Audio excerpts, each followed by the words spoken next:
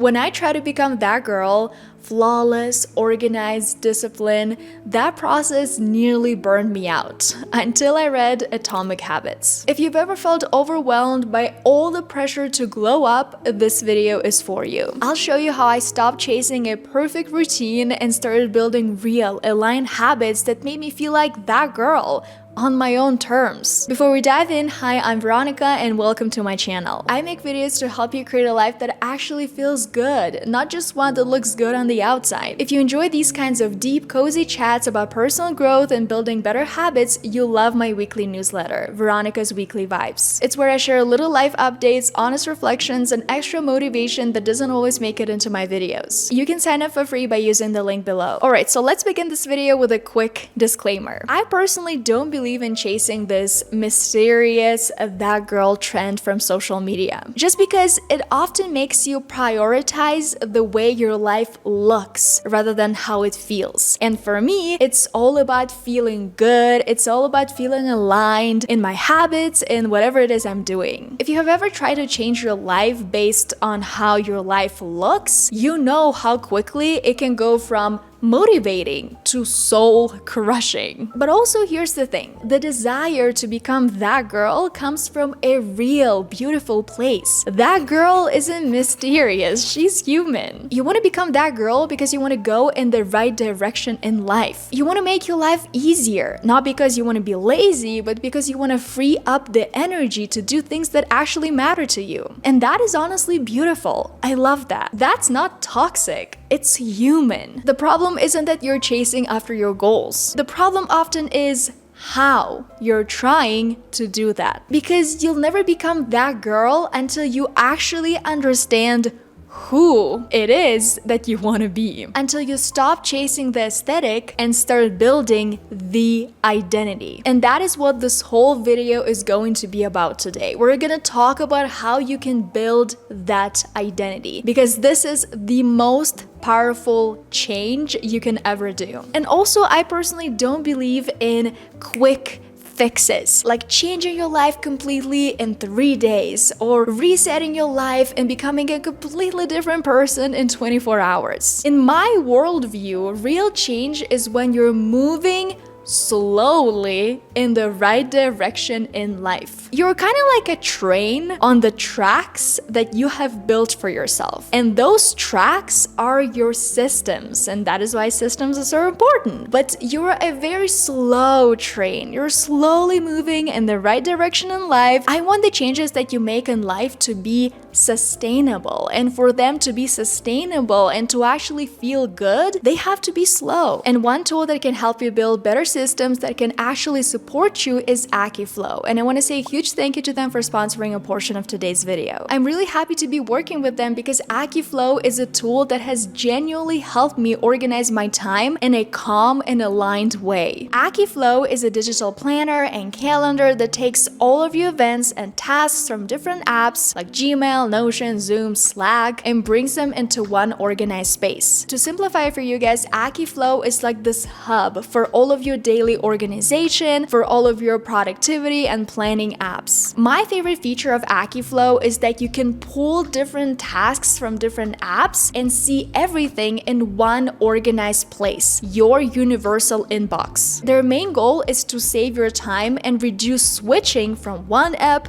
to another. You can drag and drop tasks directly into your calendar, which makes it so much easier to see where your time is going, what you're doing all day, and how to protect your energy. Their stats feature shows me how I'm actually spending my time, what tasks and events take up my days, which has been extremely eye-opening, especially when I say that I'm busy, but I haven't really done anything that is actually super important to me work-wise and life-wise. Their AI co-pilot learns how I work and starts auto-scheduling tasks for me. It's like having a digital assistant who understands what I do every single day and keeps me on track without making me feel overwhelmed. I highly recommend giving Akiflow a try. I leave my link so that you can explore it for yourself, and also you can get access to their one-on-one onboarding call to help you get set up. Okay, so let's turn to our book Atomic Habits and talk about the real way to become that girl. One powerful lesson that I have learned from the book Atomic Habits is the 3 layers of change. It's like an onion where we have 3 different layers. The outer layer is outcomes, the middle layer is processes, and the deepest layer, the one that actually influences your habits and helps you get closer to your dream life, helps you live your dream life right now, is your identity. And that is why one of my favorite quotes from this book is true behavior change is identity change. Okay, so the example I want to use throughout this video is let's say you're someone who's never really been into running, but now you want to become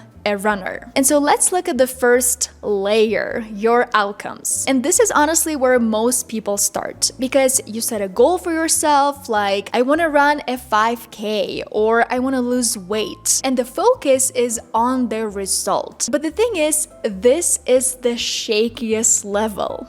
This is not something that we should be relying on. It is not stable because it relies on our discipline and our willpower. And I know a lot of people online say, be disciplined, make yourself do it. Discipline is everything. And because I have personally tried making myself do stuff relying on mere discipline alone, I know that it doesn't really work. It just made me miserable. I was constantly pushing myself to do things I didn't want to do. So we actually want to move away from relying on that layer, because if you don't see progress right away, which almost never happens, you start to doubt yourself. You start to doubt the process, everything, and eventually what happens? You quit. I just think that discipline helps you get started, maybe, but what keeps you going is devotion. And there's a whole concept of discipline versus devotion in the self-improvement space. There are a lot of articles written on this topic, and this is how I personally understand this principle. Discipline is about force. It can often feel like you're fighting a war against yourself. Like when I say the word discipline, I want to do this.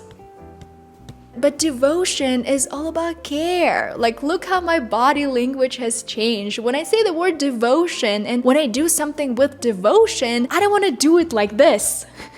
This is not the movement I want to do. It's when you honor your habits. It's when you love who you are becoming. That is real devotion. It's when you say, I want to. It's coming from love. And because of that, it's sustainable. A few years ago, I was constantly making myself go to the gym. Deep down, I did not like it, but because I thought I had to be disciplined, I thought I had to be relying on my willpower all the time, I would just tell myself, you have to. There is no way out. You absolutely have to go to the gym and you have to lift weights. Now, saying all of this, you know what I want to do? I want to go back and I want to tell her there is another way. There is a way where you can do something with devotion, where you can practice something with love, and every single time you show up, is going to feel enjoyable. And this is how I discovered yoga, or I would even say rediscovered yoga for myself, because I tried doing yoga when I was a teenager. It was okay. I didn't quite enjoy it. After this whole experience with going to the gym and relying on my willpower and discipline, I was searching for something gentle that would make me love and appreciate what my body can do. Obviously, eventually, I started making my yoga practices more difficult because my goal became building strength,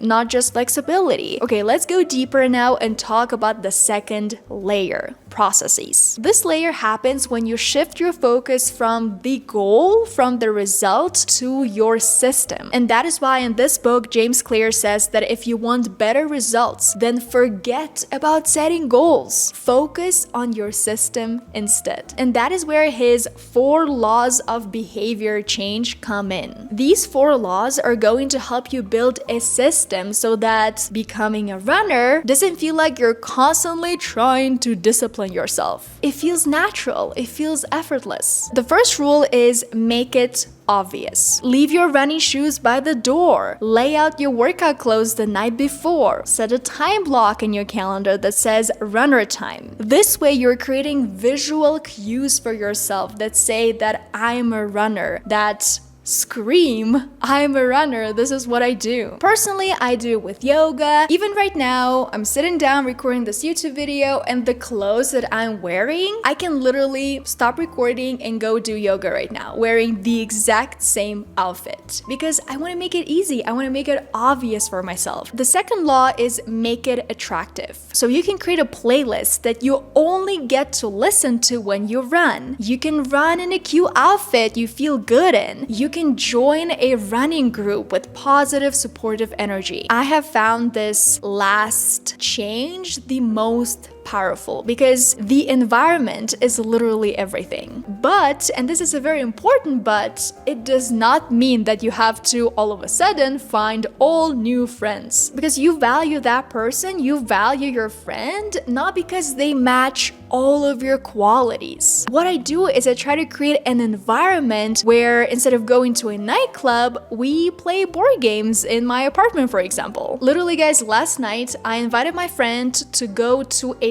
tea tasting. It was a tasting dedicated to sparkling teas, so there was no alcohol involved, but it literally looked like a wine tasting. So if you surround yourself with people who run, suddenly the desired behavior, which is I want to become a runner, becomes the normal behavior because everyone around you is so freaking passionate about running. And I really want to add this quote here. People often choose good or bad habits not because of what they are, but because of where they are. Okay, the third law is make it easy. You can start with just 5 minutes. You can jog or walk or run for 5 minutes and then stop. That's it. Seriously though, because the goal isn't to break a new record. The goal is to build a sustainable habit. You're not trying to become the fastest runner or run a marathon literally the first time you go for a run. No, you're trying to slowly ease into it. Because when something feels easy to start, you're way more likely to repeat it. Also, what helps me make something easier is when I try to reduce friction. When it comes to my yoga workouts, a big friction for me right now is creating my own practices. This makes me really stressed out. And so I know that if every single time I want to practice yoga, I make myself create my own yoga practices, I'm going to quit. Like, I'm literally gonna get fed up with it and I'm gonna quit in a week. And that is not what I want. For me, what helps me reduce friction when I practice yoga is when I have a library of different yoga courses or video lessons that I can rely on. Okay, and law number 4 is make it satisfying. You can track your runs with a fun app. You can tell a friend. You can share it in your journal. You can post something on social media. Like every time you go for a run, just post it on social media. When you do something that makes the habit feel rewarding, you're way more likely to repeat it. And that is exactly why I post all of my workouts on social media, on my Instagram stories. When I practice yoga, when I go bouldering, I make sure to record myself and post everything on social media because it makes me feel good. It makes the whole process way more satisfying. So yes, the second layer, processes, is important because you need a system to match your goal. Otherwise, it's just wishful thinking. The quote on page 27 is one of my favorites because it made me realize that I had spent so much time just wishing for results instead of building the systems that would get me there. You do not rise to the level of your goals, you fall to the level of your systems. Okay, and now let's move on to your most powerful layer, the deepest layer. Layer number 3, your identity. So to recap, the first layer is the weakest one, but it's the one that most of us rely on for some reason. The second layer is the 4 laws of behavior change. It's important, we need systems to build our goals. But the most important part, the deepest part, is going to be your identity. And this is where real change happens. Instead of focusing on running a certain distance, you focus on becoming a person who runs. You focus on becoming a runner. That's it.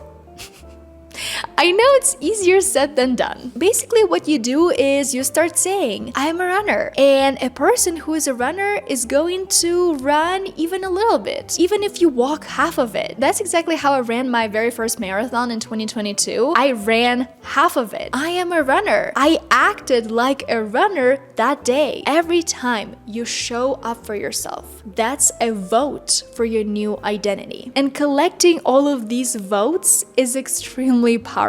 The more votes for this new identity you can cast, the faster the change will happen for you. You will honestly start reaching your goals so fast, you'll scare people. When you repeat something often enough, it stops being something that you're just trying to do and starts becoming who you are. Every time I go to the mat, every time I practice yoga, every time I purchase a course or read a book about yoga, I'm casting a vote for my identity. The identity being I'm a person who does yoga. I'm a person who enjoys yoga, for whom yoga is a very important part of their life. And also when I'm taking action and when I'm casting all of these votes for my identity, what I'm doing is I'm maximizing my luck. Every time you work on your craft, you show up consistently, you keep on going even when it feels like no one is watching, you increase your surface area for luck. You maximize your chances of being in the right place at the right time with the right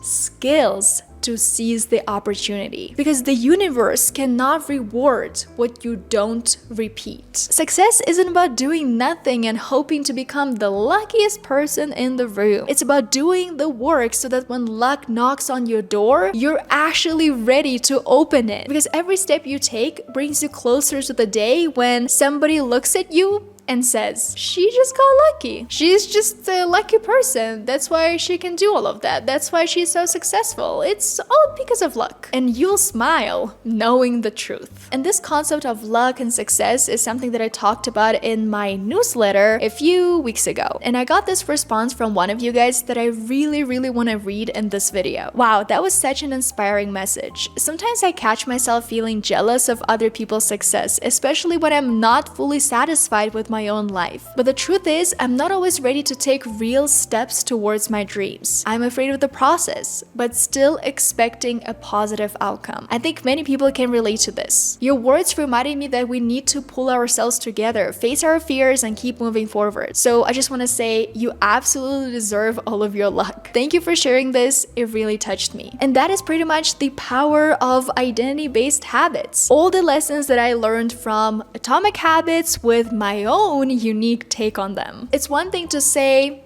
I want this, like our first layer. I want to run a 5K, but it's a completely different thing to say, I am this. Really want you to stop trying to change your life with willpower, with hustle energy, and with force. And it made me exhausted. I lost touch with myself. I lost touch with my creative feminine energy, with what I actually wanted to do. I just thought I had to push more. I had to try more. I had to hustle more. And when you achieve all of that stuff with this kind of energy, with the I have to energy, yes, it can look impressive on the outside, but how do you actually feel on the inside? This rarely lasts. What lasts is being that person right here, right now. I want you to become your girl, the one who does what matters. Not because she's forcing herself to, but because she's becoming the kind of person who loves showing up for herself. It's all coming from devotion, from the good, soft, self-care kind of energy. The kind of person who doesn't wait for a new year or a reset day to feel worthy of change. Atomic Habits taught me that we don't rise to the level of our goals. We fall to the level of our systems. But I've learned that we also rise